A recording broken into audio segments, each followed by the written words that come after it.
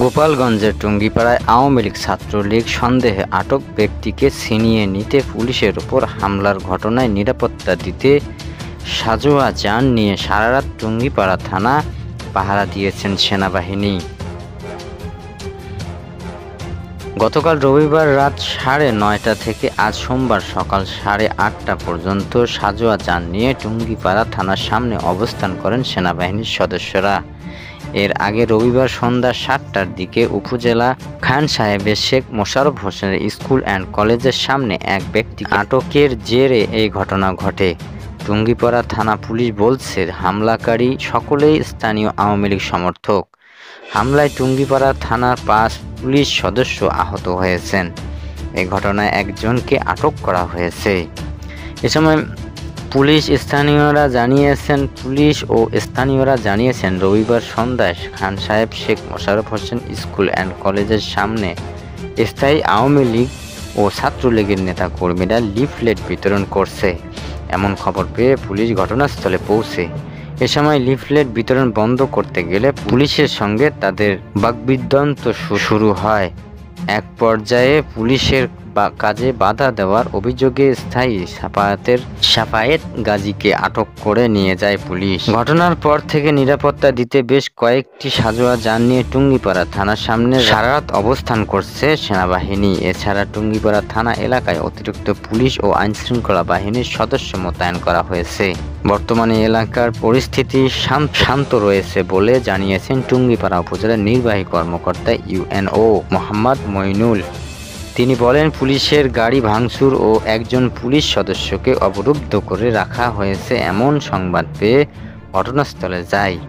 পরে উত্তেজিত জনতাকে বুঝিয়ে শান্ত করে সেই পুলিশ সদস্যকে ছাড়িয়ে ওসির কাছে পৌঁছে দেয়। বিষয়টি নিশ্চিত করে টুঙ্গিপাড়া থানার ভারপ্রাপ্ত কর্মকর্তা ওসি খোরশেদ আলম বলেন, হামলার 5 জন পুলিশ সদস্য আহত হয়েছেন। দোষীদের বিরুদ্ধে আইনানুগ প্রক্রিয়া চলমান রয়েছে।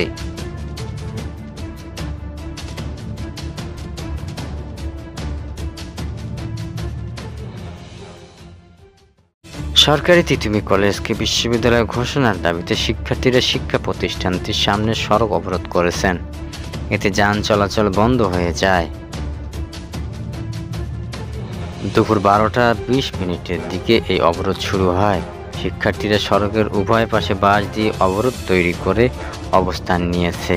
আজ অবরোধ চলাকালে আন্দোলনকারী এক শিক্ষার্থীকে হাত মাইকে ঘোষণা দিতে দেখা যায়।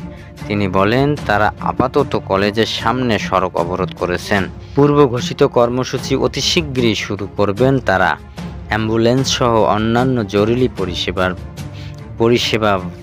পরিষেবার যানবাহন তারা যেতে দেবেন, কিন্তু অন্য কোনো যানবাহন যেতে দেবেন না। চলমান এই আন্দোলনের যুক্ত শিক্ষার্থী আলী আহমেদ সংবাদ মাধ্যমকে বলেন, মোট 10 জন শিক্ষার্থী অনশন করছেন।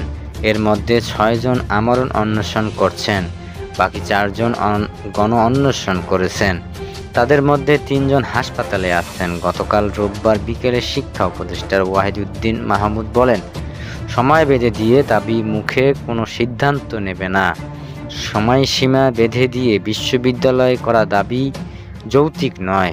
শিক্ষা উপদেষ্টার এই মন্তব্য প্রত্যাখ্যান করে সন্ধ্যা 6:15 দিকে মহাখালীতে ঢাকা ময়মনসিংহ মহাসড়ক অবরোধ করে শিক্ষার্থীরা। গতকাল রাতে শিক্ষার্থীরা সংবাদ সম্মেলন করে আজকের কর্মসূচি ঘোষণা করেন। তিতুমীর কলেজকে বিশ্ববিদ্যালয় ঘোষণার দাবিতে সোমবার বেলা 11টা থেকে রাত 10টা পর্যন্ত Barasat barricade two Dhaka north city কর্মসূচি পালন করবেন শিক্ষার্থীরা। এই কর্মসূচির আওতাভুক্ত থাকবে মহাখালী, আমতলী, রেলগেট ও গুলশান লিংক রোড। পাশাপাশি তিতুমীর বিশ্ববিদ্যালয় এই রাষ্ট্রীয় স্বীকৃতি দিয়ে বিশ্ববিদ্যালয় একাডেমিক ক্যালেন্ডার প্রকাশ সহ 3 দফা দাবি জানানো হয় সংবাদ সম্মেলনে। গত বৃহস্পতিবার তিতুমী কলেজের কয়েকজন শিক্ষার্থী ক্যাম্পাসের মূল ফটকের সামনে অনশন ও রাস্তায় অবরোধ করে বিক্ষোভ শুরু করেন। সেদিন বেলা 11:30টায় রাত 4টা পর্যন্ত কলেজের প্রধান ফটকের সামনে সড়ক অবরোধ করেন শিক্ষার্থীরা। শুক্রবারও তারা সড়ক অবরোধ করেন।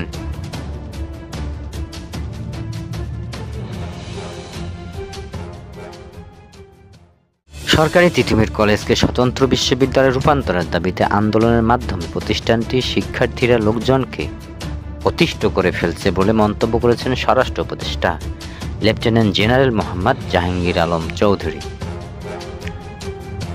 শহীদ দিবস ও আন্তর্জাতিক মাতৃভাষা দিবসে সুষ্ঠুভাবে উদযাপনের লক্ষ্যে আইনশৃঙ্খলা নিয়ন্ত্রণ ও নিরাপত্তা ব্যবস্থা সংক্রান্ত সভা শেষে এই কথা বলেন উপদেষ্টা বলেন, তারা তিতুমি কলেজের শিক্ষার্থী তো লোকজনকে অতিষ্ঠ করে ফেলছে।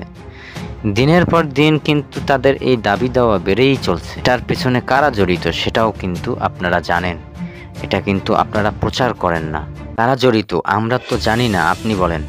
তখন উপদেষ্টা বলেন, আমি কেন বলবো? যেটা আপনারা জানেন সেটা কেন আমি বলবো? শিক্ষার্থীদের আন্দোলনের কারণে সাধারণ মানুষ ভোগান্তি পোহাচ্ছে। এক্ষেত্রে স্বরাষ্ট্র মন্ত্রণালয় করণীয় কি জানতে চাইলে উপদেষ্টা বলেন, আপনারা বলেন এই অবস্থায় আমরা কি করা উচিত? এটা শুধু আমার একার দায়িত্ব নয়, এটা দেশবাসী সবার দায়িত্ব। সচিব মহোদয় মাধ্যমিক উচ্চ মাধ্যমিক শিক্ষা বিভাগের সিনিয়র সচিব যা বলছেন সেটা আপনারা ভালোভাবে প্রকাশ করেন। জনগণেই তাদের তিতুমির শিক্ষার্থীর রেল লাইন থেকে উঠিয়ে দেবে।